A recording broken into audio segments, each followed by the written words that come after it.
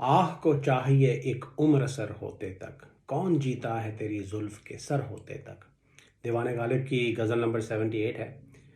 काफ़ी मशहूर गज़ल है। इसको जगजीत सिंह और दूसरे आर्टिस्ट ने गाया है। कुछ आर्टिस्ट ने इसकी रदीफ़ जो है वो होने तक यूज़ की है।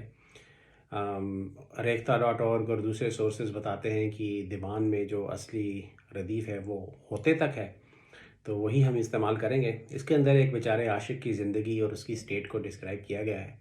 वो बैठा है, महबूब की मोहब्बत और उसकी तवज्जो चाहता है, और वो सारी ज़िंदगी बिता देता है अब आहें भरते भरते, फरियाद करते करते, लेकिन उसको महबूब का प्यार और महबूब की अटेंशन नहीं मिलती। एक दो शेर जो हैं वो ह्यूमन कंडीशन से रिलेटेड हैं, जिनसे आप भी रिलेट कर पाएंगे। तो आइए इस पूरी गज़ल को पहले पढ़ते हैं, फिर इसके एक एक शेर को समझने की कोशिश करेंगे।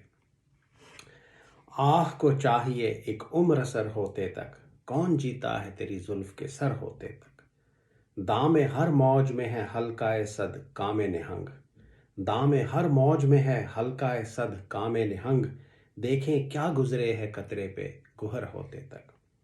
आशिकी सब्र तलब और तमन्ना बेताब। आशिकी सब्र तलब और तमन्ना बेताब। दिल का क्या रंग करूं खूने जिगर होते तक। हमने माना कि तगाफुल न करोगे लेकिन, हमने माना कि तगाफुल न करोगे लेकिन, खाक हो जाएंगे हम तुमको खबर होते तक। परतवे खुर से है शबनम को फना की तालीम। परतवे खुर से है शबनम को फना की तालीम। मैं भी हूँ एक इनायत की नज़र होते तक। यक नज़र बेश नहीं फुर्सते हस्ती गाफिल। यक नज़र बेश नहीं फुर्सते हस्ती गाफिल। गर्मी बज़्म है एक रक़्से शरर होते तक। गमे हस्ती का असद किससे हो जुज़ मर्ग इलाज। गमे हस्ती का असद किससे हो जुज़ मर्ग इलाज। शम्मा हर रंग में जलती है सहर होते तक। ये थी पूरी गज़ल। पहला शेर देखते हैं कि आह को चाहिए एक उम्र सर होते तक, कौन जीता है तेरी जुल्फ के सर होते तक। जुल्फ के सर होने से यहाँ पे मुराद ये है कि आप सोचें कि एक खूबसूरत महबूबा है जिसकी बड़ी घनी और घुंघराली जुल्फ़ें हैं, तो उसकी जुल्फ़ों को संवारना कोई आसान काम नहीं है। किसी चीज़ को सर करने का मतलब है किसी चीज़ के ऊपर जीत पा लेना या किसी चीज़ को हासिल कर लेना। इस केस के अंदर महबूब की जुल्फ़ों का संवर जाना, वो अपनी जुल्फ़ें संवारने बैठी है, या फिर महबूब की जुल्फ़ों का आशिक के हाथ लग जाना, या तो ये दोनों मतलब हो सकते हैं। तो पहली लाइन में वो कहते हैं आह को चाहिए एक उम्र सर होते तक, या कि मेरी जो आहें हैं वो दुख की आहें भर रहे हैं। महबूब का प्यार और महबूब की तवज्जो आशिक को चाहिए, वो उसको नहीं मिल रही और वो इस दुख में आहें भर रहा है, फरियाद कर रहा है। और वो कहता है कि सारी उम्र लगेगी इन आहों में असर होने तक, या असर होते तक। तो उसकी आहें में असर नहीं है, उसका मतलब यह है कि महबूब उसको अटेंशन नहीं दे रहा, या वो कहता है मेरी ज़िंदगी सारी निकल जाएगी आहें भरते भरते, लेकिन मेरी आहों में असर नहीं होगा, या उसका मतलब ये है कि उसको महबूब का प्यार नहीं मिलेगा, उसको पता है। और दूसरी लाइन में वो कहता है कौन जीता है तेरी जुल्फ़ के सर होते तक, कि जब तक तेरी जुल्फ़ें संवरेंगी और तू मेरे को अटेंशन देगी या तेरा प्यार मुझे मिलेगा, तब तक मैं कहाँ जीऊँगा। या कौन जीता है तेरी जुल्फ़ के सर होते तक, तब तक मेरी ज़िंदगी ख़त्म हो जाएगी। तो ये एक बेचारे आशिक की ज़िंदगी और उसकी स्टेट की यहाँ पे डिस्क्रिप्शन है। सारी ज़िंदगी वो बिता देगा आहें भरता भरता, वो आहें बेअसर होंगी, महबूब जो है उसको अटेंशन नहीं देगा, और जब तक अगर महबूब को अटेंशन देने का ख्याल भी आएगा, it may be too late, या बहुत देर हो चुकी होगी। महबूब जब तक उसको प्यार देगा तब तक वो आशिक जो है शायद मर चुका होगा। आह को चाहिए एक उम्र सर होते तक, कौन जीता है तेरी जुल्फ के सर होते तक। या अच्छा, अब एक अगला शेर आएगा, उसमें आप देखें कि अगर महबूब उसको अटेंशन देने लग जाता है तब क्या होता है। या तो वो जब शेर आएगा तो मैं इस शेर को भी रेफ़र करूँगा। दूसरा शेर देखें कि दाम हर मौज में है हल्का सद काम निहंग। दाम हर मौज में है हल्का सद काम निहंग। देखें क्या गुजरे है कतरे पे गुहर होते तक। या इस केस के अंदर उन्होंने एक सिमिली जो यूज़ की है वो है कि एक पानी का कतरा, एक बारिश की पानी का कतरा कितनी मुसीबतों से गुज़रता है मोती बनने के लिए। या तो इस सिमिली को या इस इमेजरी को आप ह्यूमन कंडीशन से एसोसिएट कर सकते हैं, एक सच्चा आशिक बनने के लिए, एक सच्चा सूफ़ी बनने के लिए, एक अच्छा शायर बनने के लिए, या इंसानों को बहुत सारी मुसीबतों का सामना करना पड़ता है क्योंकि ये आसान काम नहीं है, या तो इसलिए ये शेर जो है ये ह्यूमन कंडीशन से रिलेटेड है। पर इसके लफ्ज़ों को देखते हैं। दाम का मतलब होता है जाल, जैसे जाल बिछाया जाता है पक्षियों को या बर्ड्स को पकड़ने के लिए। मौज का मतलब है समंदर की लहरें।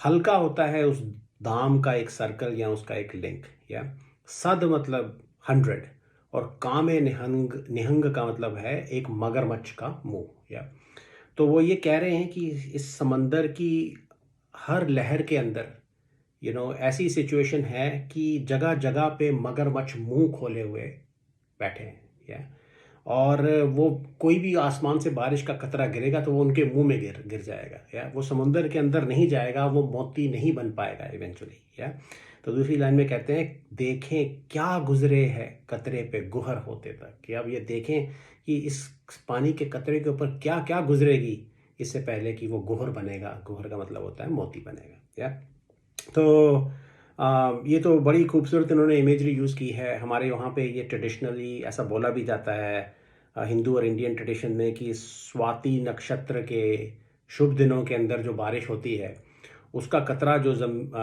समंदर के डेप्थ तक चला जाता है, वो मोती बनता है, या और आई थिंक ऐसा पर्शियन और दूसरी मिथोलॉजीज़ में भी इसी तरह की मेटाफर्स यूज़ किए जाते हैं। ओवरऑल आपको बात समझ में आ गई होगी। तो अब आप इसको ह्यूमन कंडीशन से रिलेट करें कि जैसा मैंने कहा, अच्छा इंसान बनने के लिए, सच्चा आशिक बनने के लिए, अच्छा शायर बनने के लिए आपको दुनिया में बहुत सारी मुसीबतों का सामना करना पड़ता है। ये खुद ही मुश्किल काम है, लेकिन उसके साथ साथ आपके चारों तरफ दुनिया में एक इवेंट्स का तूफान मचा रहता है, या और आप सक्सेस के पास पहुँचें या तो भी कई बार आपको सक्सेस ना मिले, राइट। तो जैसे एक कतरे को बहुत सारे मुसीबतों का सामना करना पड़ता है एक मोती बनने के लिए, उसी तरह एक इंसान को इस ज़िंदगी में कुछ अच्छी चीज़ अकम्प्लिश करने के लिए बहुत सारी मुसीबतों का सामना करना पड़ता है। ये इस शेर का मतलब है। तो फिर से पढ़ देते हैं कि दाम हर मौज में है हल्का ए सद काम निहंग, देखें क्या गुजरे है कतरे पे गुहर होते तक। अगला शेर देखें, बड़ा खूबसूरत शेर है कि आशिकी सब्र तलब और तमन्ना बेताब। आशिकी सब्र तलब और तमन्ना बेताब, दिल का क्या रंग करूं खूने जिगर होते तक। तो ये दोनों लाइनें मुझे लगता है कि आप इंडिपेंडेंटली कोट कर सकते हैं।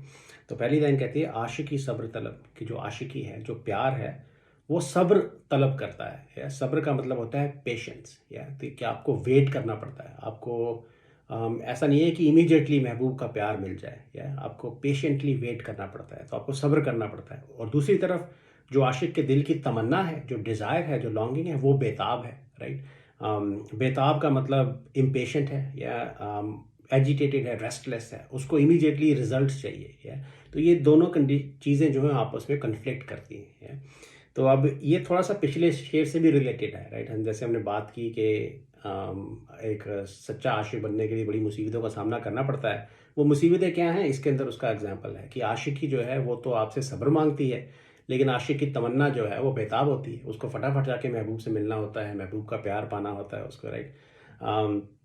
तो दिल जो है वो आ, जिसके अंदर तमन्ना होती है, बड़ा इम्पेशेंट होता है। तो दूसरे लाइन में वो कहते हैं दिल का क्या रंग करूं खूने जिगर होते तक। तो जिगर का मतलब है लिवर। तो खूने जिगर होने के दो तीन मतलब हो सकते हैं। एक तो ये हमने दूसरी जगह पे शेरों में देखा है कि जिगर का खून हो जाना, कि आप इतने दुख और मुसीबतों से गुजर रहे हैं कि your liver has turned into blood, liquefy हो गया है वो गम से। या दूसरा ये कि जिगर का खून हो जाना, जिगर का मर्डर हो जाना। या ओवरऑल इसका मतलब ये है कि आशिक की ज़िंदगी ख़त्म हो जाना। या तो कहते हैं दिल का क्या रंग करूं, उसका मतलब ये है कि मैं इस इमोशनल दिल का करूं क्या, मैं इसको हैंडल कैसे करूं, मैं अपनी इमोशनल स्टेट को हैंडल कैसे करूं। या क्योंकि आशिकी सब्र तलब है, तमन्ना बेताब है, या दिल जो है उसके अंदर इतनी बेताबी है या तमन्ना की कि मेरे से हैंडल नहीं हो रहे मेरे इमोशंस है। और कब तक मुझे इसको हैंडल करना पड़ेगा, खूने जिगर होते तक, जब तक मेरी ज़िंदगी ख़त्म नहीं हो जाती है। तो खूने जिगर होने का मतलब है आशिक जो है वो मर गया है। तो अब आशिक ये क्वेश्चन पूछ रहा है, रिटोरिकल क्वेश्चन, कि मैं इस अपने दिल के अपने इमोशंस का करूं क्या, राइट। और साथ साथ में ये कह रहा है कि ये जो मसला है, मेरे दिल की तमन्ना जो है, महबूब का प्यार तो मिलेगा नहीं, तमन्ना भी पूरी नहीं होगी, शायद इस मुसीबत का हल तभी निकलेगा जब मैं मर जाऊंगा। ये भी इसकी एक इम्प्लीकेशन है। So being a lover is a patience demanding task, and longing is restless, it's in hurry, and so this is a catch 22 kind of situation.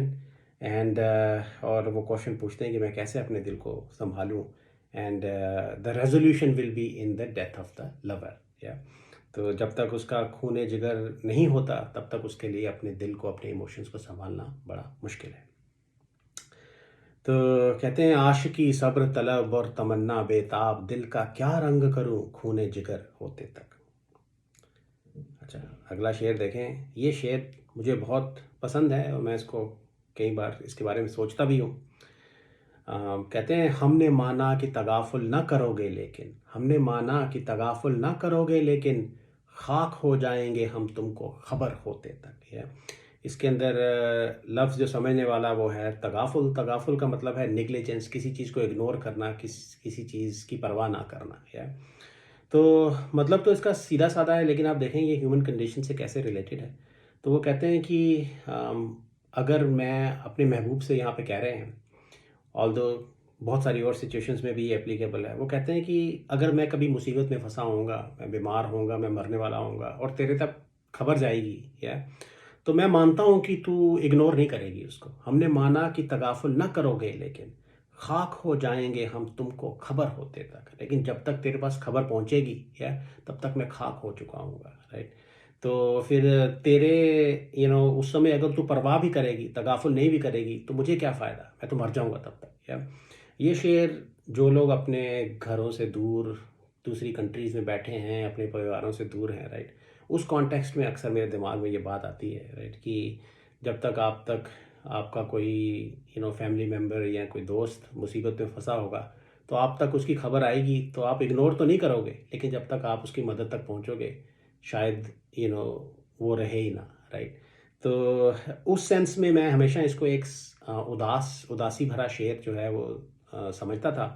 लेकिन जब मैंने थोड़ी इसके बारे में रिसर्च की, तो इसकी सैड टोन भी आप ले सकते हैं, इसकी एक अम्यूजिंग सरकास्टिक टोन भी आप ले सकते हैं, राइट।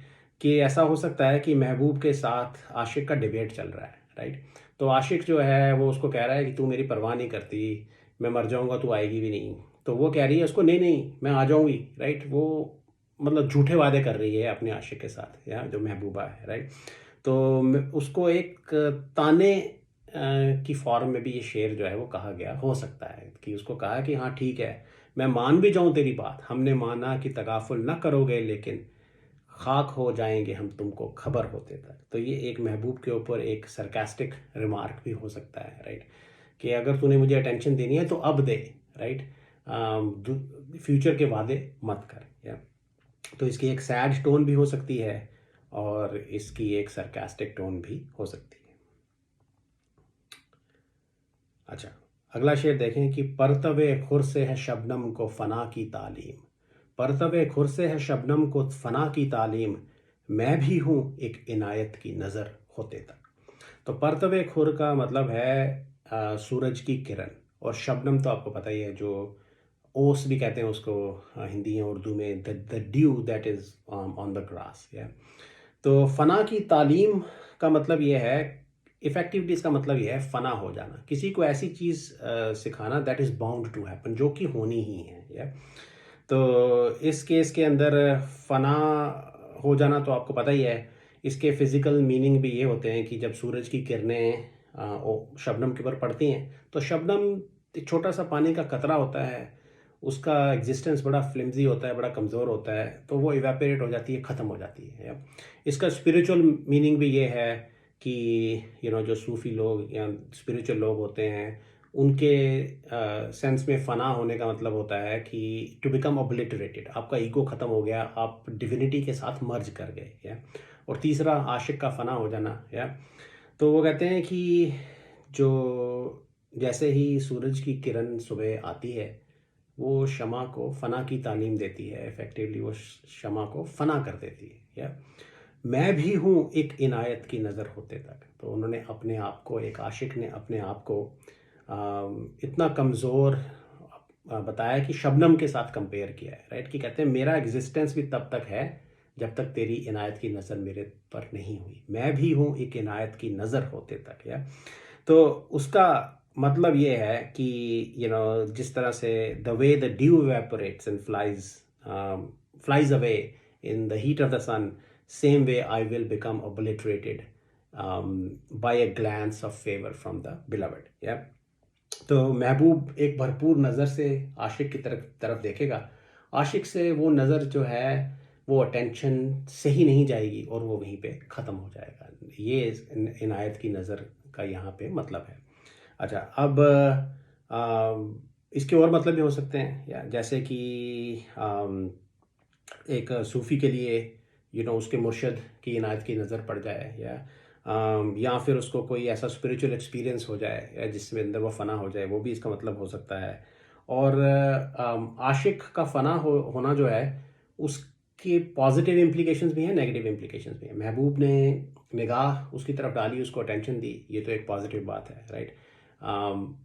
नेगेटिव इम्प्लीकेशन ये है कि वो वहीं ढेर हो जाएगा, वो फ़ना हो जाएगा। उसके अंदर भी एक पॉजिटिव इम्प्लीकेशन ये है कि उसको चाहिए ही ये, राइट? हमने दूसरी जगहों पे देखा है, दूसरे शहरों में देखा है कि उसको वो आशिक चाहता है कि महबूब उसकी तरफ नज़र डाले ताकि वो ख़त्म हो जाए, यही चीज़ उसको चाहिए, या। अच्छा, तो पहले शेर में हमने देखा था, राइट, कि वो इंतज़ार कर रहा है कि महबूब जो है वो अपनी जुल्फ़ें संवार के उसको उसकी तरफ देखे। अब इस शेर के अंदर डिस्क्राइब किया गया कि होगा क्या जब अगर महबूब उसकी तरफ इनायत की नज़र डालेगा, या।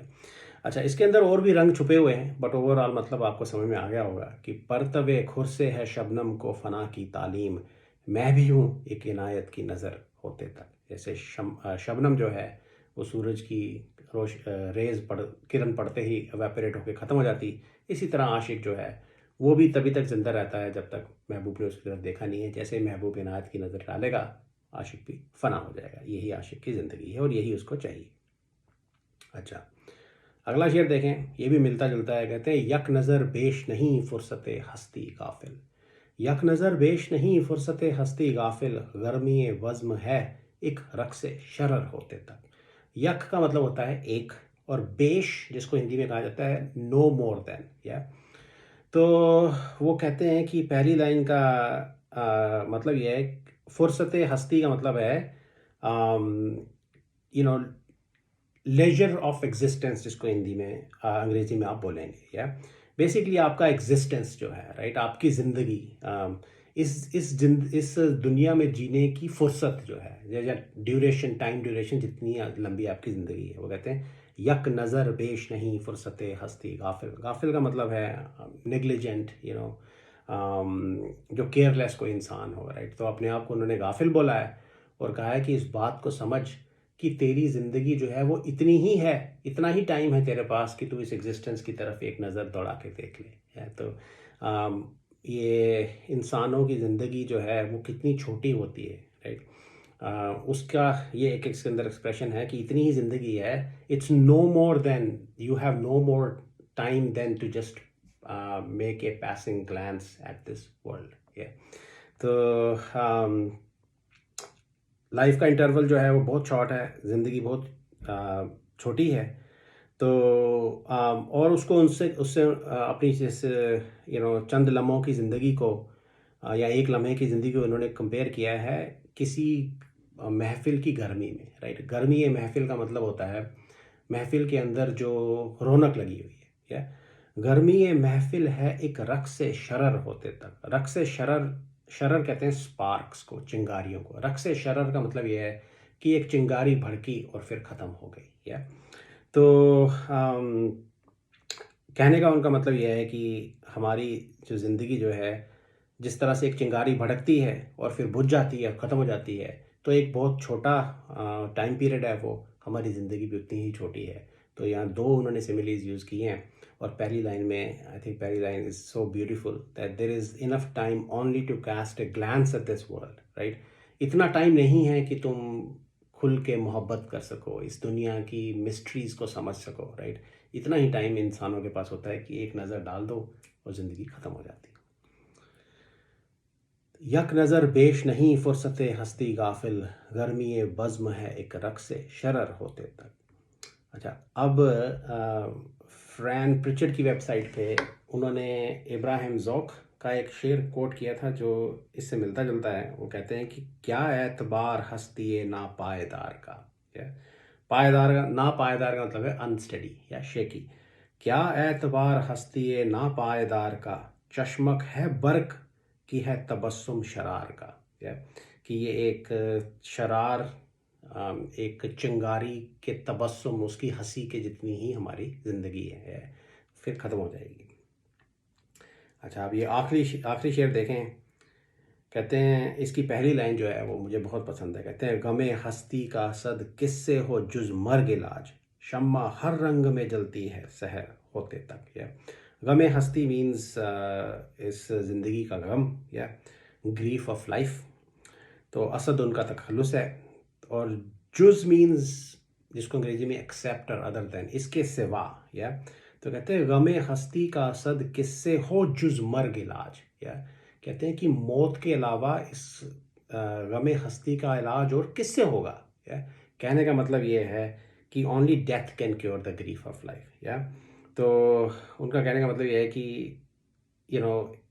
इंसान और आशिक लोग जो हैं उनकी ज़िंदगी का इलाज मौत ही कर सकती है। या अदरवाइज़ ना तो उनको महबूब का प्यार मिलेगा, ना और कोई दुनिया में उनको सुख मिलेगा।